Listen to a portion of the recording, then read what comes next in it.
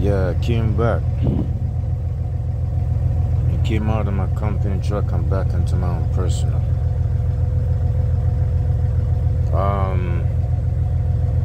Yeah, I got here. What was it, like 1 o'clock? 1 o'clock last night or this morning.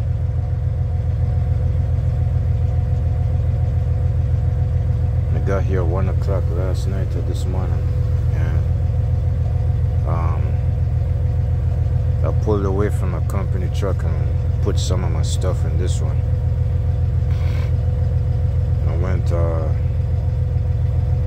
I went driving early this morning. I'm over here warming it up now. Hey, guess what? When I did the oil change on this thing, I put too much in there. It had about that, probably that much. I put a little bit too much. You see, like I said, man, it's like I didn't do such a bad job changing the oil, but I know I said this already. I did the oil change. I had to do it in the Walmart parking lot. Sorry about that. I got my drain containers on, my brand new drain containers with me. But this ain't Walmart. This is somewhere else. This is somewhere, but actually this is a drive behind the driver license office and Target store and a combination of stuff. But the thing is, I just had to let some of the oil out.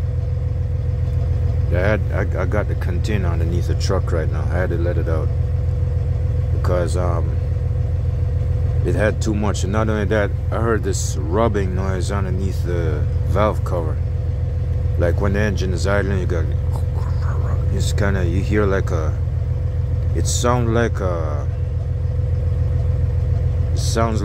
hollow piece of metal rubbing underneath the valve cover. Yeah, that's like after I took it, when I took it off the company's lot, the drop yard this morning, like when it was dark out.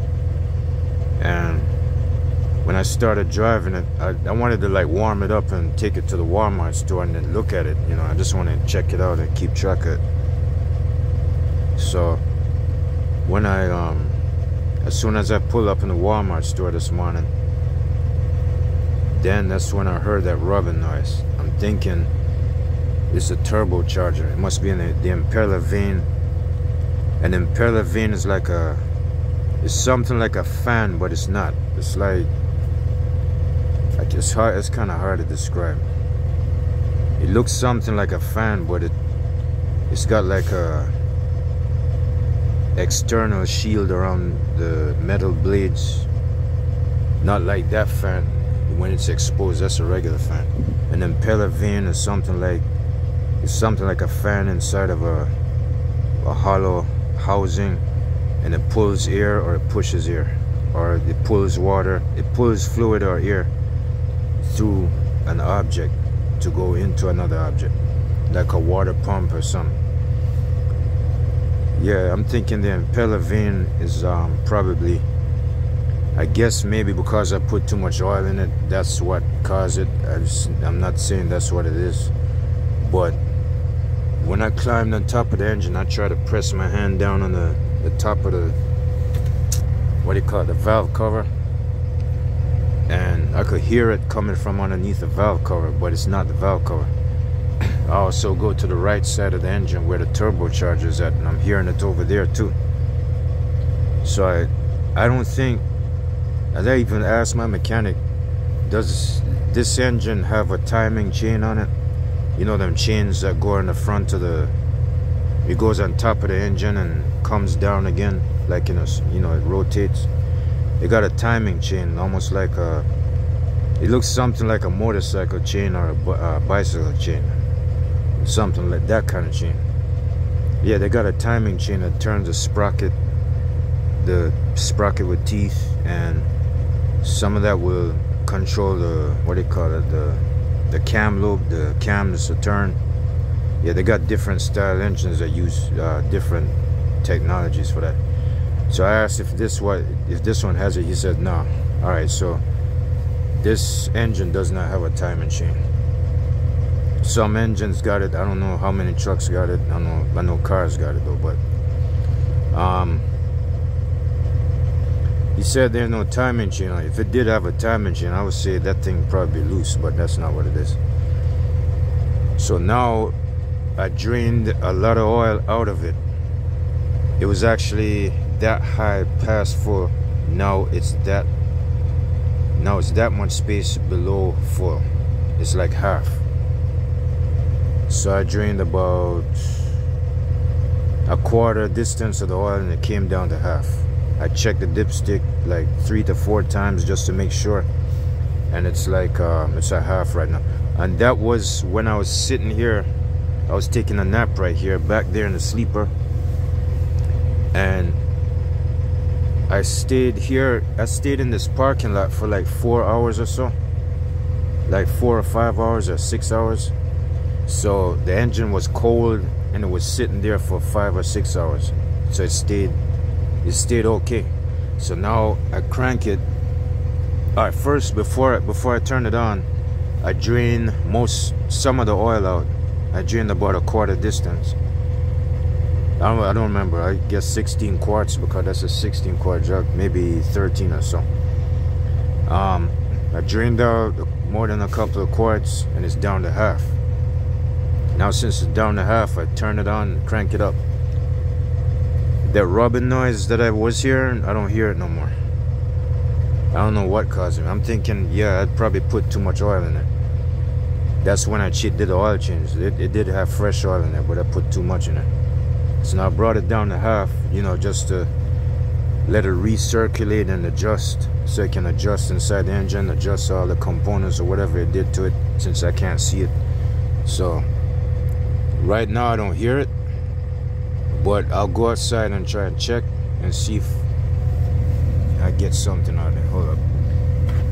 Let me see where it's at. When the engine was cold just now, a couple hours straight, the fuel filter was like packed, almost close to the top. It left like a quarter space. So now, you know, I kind of turned the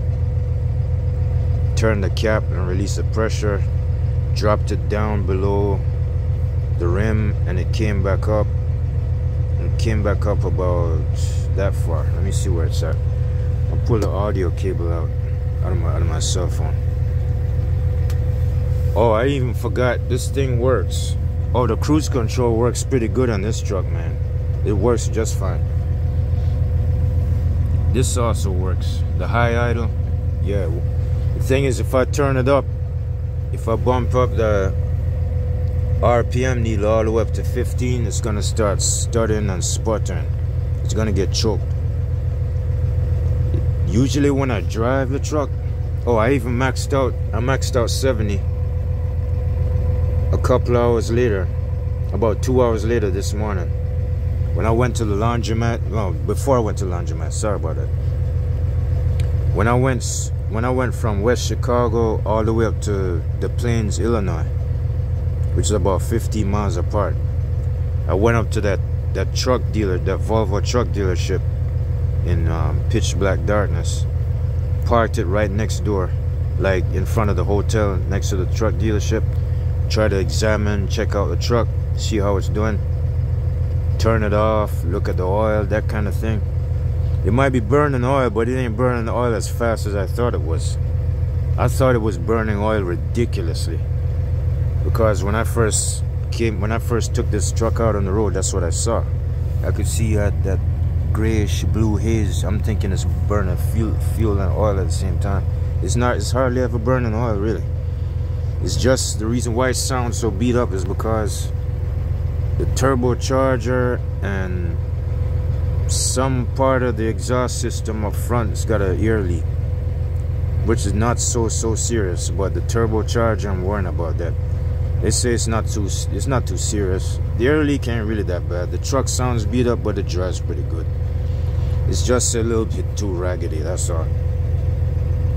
I noticed when I tap the throttle, like if I was changing gears, like every time, whenever I get off the throttle and get back on, the truck just kind of tugs like that.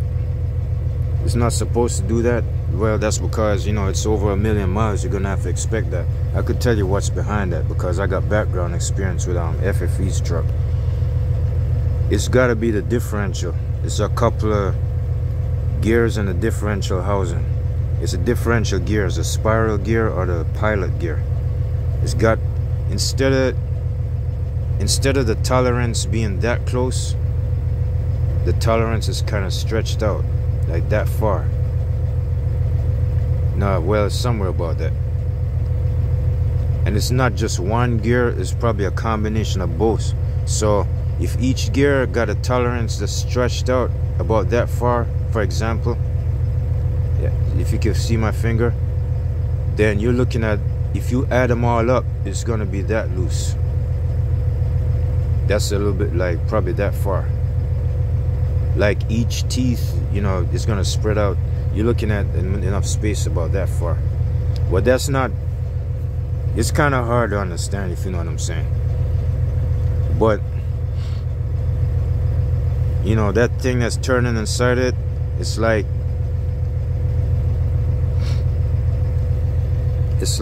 when you, as soon as you go into another gear and you touch the throttle to go off, the truck just kind of, you know, it kind of thrusts like a jerk. It tugs. It's not supposed to drive like that. That's because the gears are worn. It's a combination of stuff. It could be what do you call it? Maybe the drive shaft might have something to do with it. I don't know. It's a combination of things going from the transmission back to the differential. It's usually the differential gears that do that. Because if you go strolling down the road with, which one is it? I know, here it is. If you turn this on, you turn on the 4-way axles, and you go driving down the road for a long period of time, yes, you're gonna wear out differentials. If you turn it off too late, like if you practice doing that a couple of times, you don't have to do it so long, like 1 month straight. You could just practice it a couple of days and it'll wear it out. So you gotta remember to turn that off. This truck's probably been through all kinds of things. I've never owned it before, so I can't really tell. But I know for sure this truck kind of, you know, a little bit shaky once in a while. But it handles though. It drives fair enough. It drives almost pretty good. It drives pretty good enough. I'm not gonna say it's that bad. The steering wheel's kind of, it does have a little extra play in the steering wheel, but it drives, it steers pretty good. It doesn't pull to the left or to the right. It's not like when I was driving that white Kenworth, that company truck I'm driving right now. Most of the way that truck will pull to the right and I gotta go this way. This one, it's not pulling to the right or to the left. Yeah, or no, I don't have the trailer. Probably that's why. It's drifting to the left, to the right a little bit. The steering wheel got a little, it got a little extra play, but it ain't so bad. Let me just go look at it. The breeze is blowing too much outside. It's kind of cool out.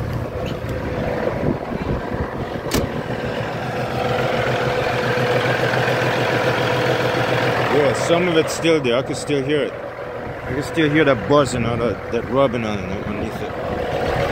Yeah, it's still there.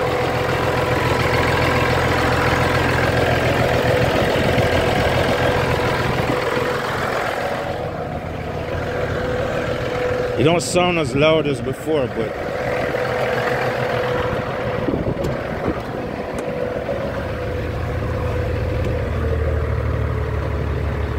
yeah, it's still there. You're not gonna hear it on high idle.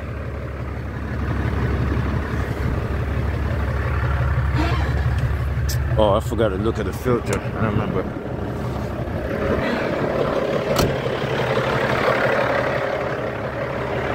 I think too much of the oil did something to it.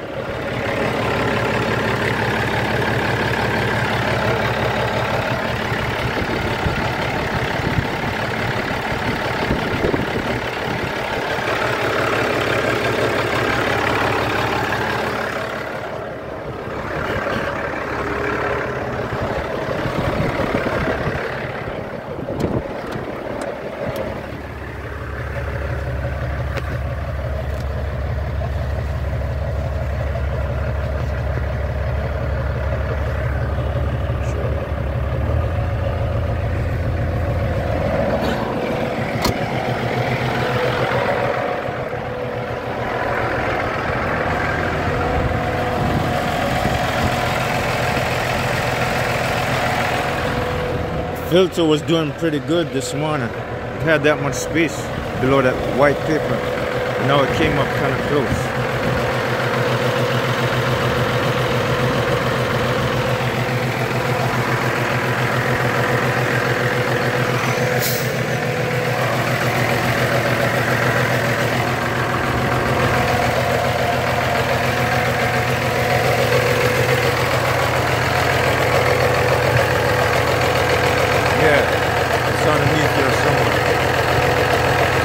It could be that turbocharger right there. It could be something rubbing up against it. It's vibrating against it. I'm thinking it's the impeller being inside of that thing. It could be them gears over here too that's messed up. I don't know. Something about it.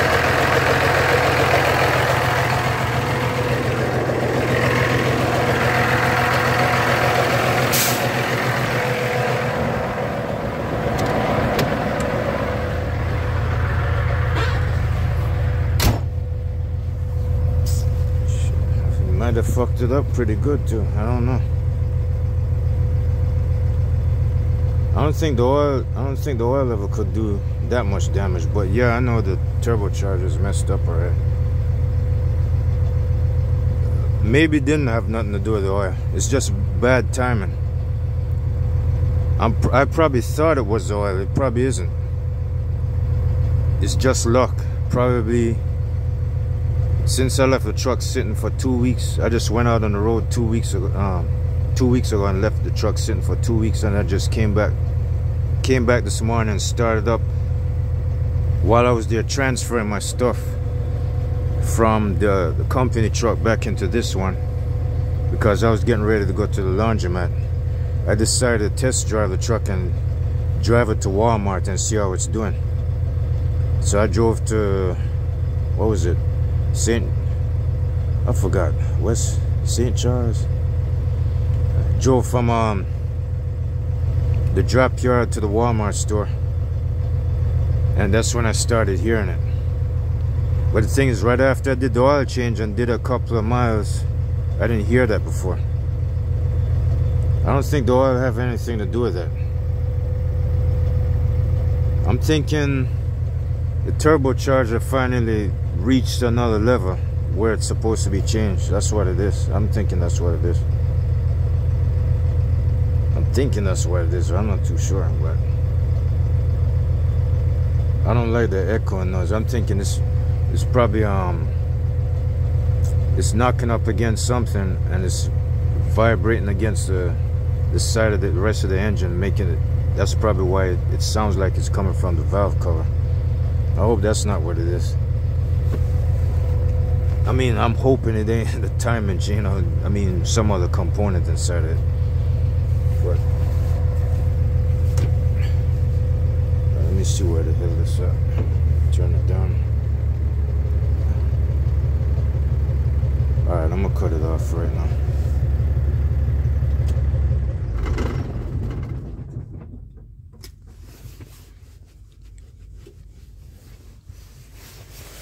Now since I brought the oil back down to half instead of past full like where it's at, I'll go ahead and let it sit for, I'm gonna say probably 15 to 30 minutes. I'm gonna wait for the oil to pile back up and see where it's at.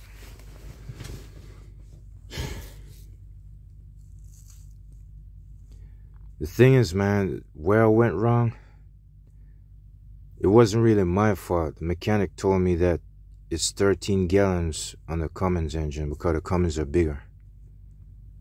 The Detroits are smaller. Now, it seems like I bought,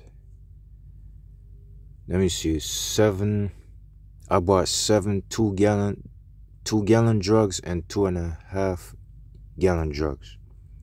Not the regular big ones. 7 2.5 gallon jugs. I try to add them up, you know, like 2, 4, 6, 8, 10, 12, that kind of thing, you know. So he told me 13 gallons, and I went ahead and put something close to 13, maybe 12. So now I'm finding out that I put too much in there. I did calculate it, but all of a sudden I found out something went wrong. I told him, I just put, let me see, 2, 4, 6. I could have swore I put like 5 jugs in there. 2, 4, 6, 8.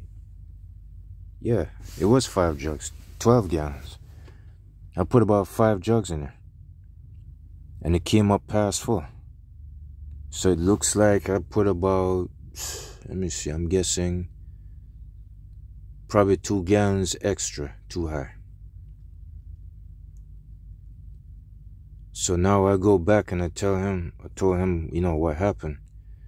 I told him that the oil space, the oil level, the height on the maximum side of the dipstick is about something like close to 3/4 of an inch too high, much higher. So now he starts admitting that he's wrong. Yeah, he's intelligent, all right. He's smart. I guess he makes mistakes every once in a while. So now I told him, it seemed like I proved him wrong, and then he said, oh, okay. So I say, now he made a mistake and told me something, you know, that wasn't supposed to be true. But yeah, the truth is, the Cummins engine is much bigger. It's bigger, a little bit bigger than Detroit's. But now I'm starting to find out the hard way. You see, I took his word for it, and I went ahead and put 12 instead of 13, and it's still too full. So now I had to go drain out, I'm guessing about 12 to 13 quarts. About 13 quarts I just let out. So when I let out 13, close to 13 quarts, because the drain pan is underneath there right now. So I turn the pipe, I pull the pipe lever towards me and then swing it down, and then the oil started to stream out. It's poured out pretty fast. You could adjust it, you know, you can make the stream go slow or fast. You know, you could like turn it like this and make it pour out real fast all the way until it locks. You got to pull the lever, come out of lock position and go back, and then the oil pour out slow, so you could lock it all the way and make it stop. So I did that a couple of times, and I kept checking the dipstick to see where it's at. So now it's like down to half now. Instead of like ½ inch above full, or a little bit over ½ inch above full, it's like close to 1/4 or ½ inch below full. You see, I gotta start all over again and let this thing adjust, you know, just to see where it, you know, just to get the stress off it or whatever. But I'm starting to find out that maybe it's just bad timing. I'm over here thinking that I put too much oil in there and it's causing that to happen. I don't think so. It's just it just went through a change at a certain time, and it has me convinced, thinking that the oil must have something to do with it. But then again, it might not be the turbocharger. It could be something up in the engine right there. I hope I didn't damage nothing or anything, you know. But I'm thinking it could be the impeller vane inside of that turbocharger, because it sounds more dry. You know what I'm saying? It sounds like it's close to the external side of the engine. So I'm thinking the impeller vane is knocking up against the turbocharger housing, and that's what's causing it to vibrate up against the engine, making it sound like it's under the valve cover. I'm thinking that's probably what it is. But anyways, I don't know. I'm probably gonna cut this thing short for right now. It's about 25 minutes. It's getting dark outside. I'm gonna let this thing sit for, wait, shoot, I didn't even remember. I didn't even time myself. I can't see. Oh, wait a minute, hold on. If I'm at 25 minutes on the cell phone, Well, I guess 5 minutes just went by. I didn't calculate myself. Hold on. See if I could get the time. All right, 6:19. I'm gonna wait about, let me see, 6, 19, 20. Probably 6:45 somewhere. 6:40. I'll probably do that. Yeah, today's Saturday anyway.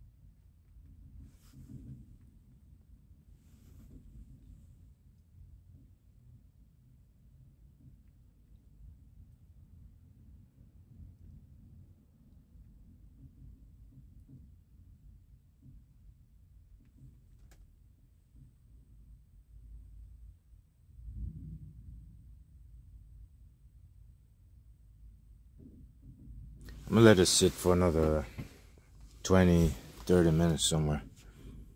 30 minutes should be good enough.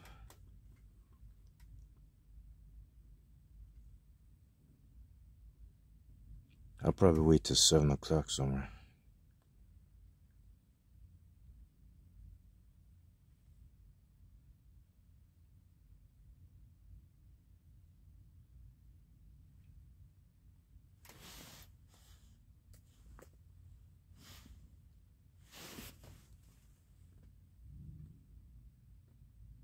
Officials tonight said Daly College is an ideal location because it's move-in ready and a fraction of the cost. When do citizens of the United States of America come first?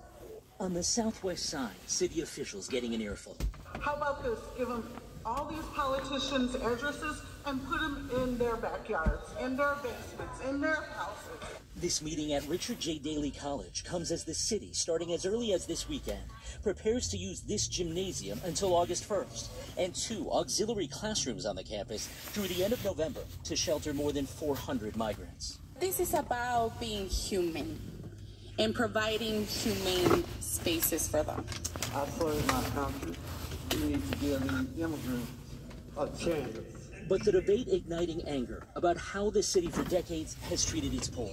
We do not take care of our own people. There's no resources taken from our shelter system and the housing within our shelter system, as well as outreach agencies who providing services on the street. This gathering comes a day after the city council had a heated meeting. Give me that shit, man. Come on. Get to the point, will you? Give me something better. Weeks, that's twice a day, and nothing was done to remove.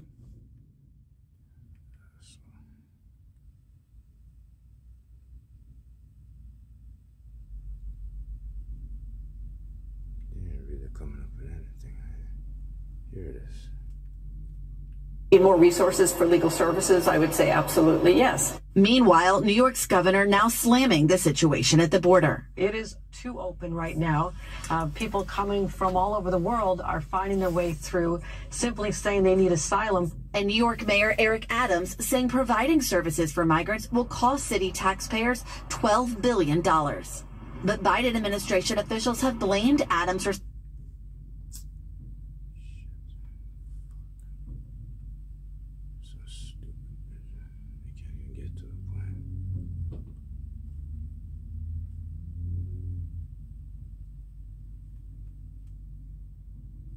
Hold on for a second.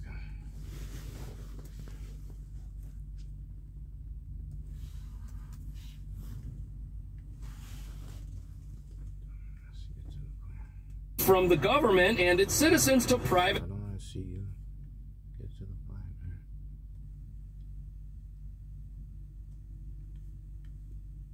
migrant families with children and pregnant women who are currently residing in a city shelter. It's called the Asylee Move Out Assistance Program, a pilot program that began last December, helping asylum seekers transition from a shelter to permanent housing. So far, 150 families have benefited from the program. We've done 150 families. Oh, sorry about that. Okay, I'll go ahead and cut it. I'll probably shoot the next video if I get a chance.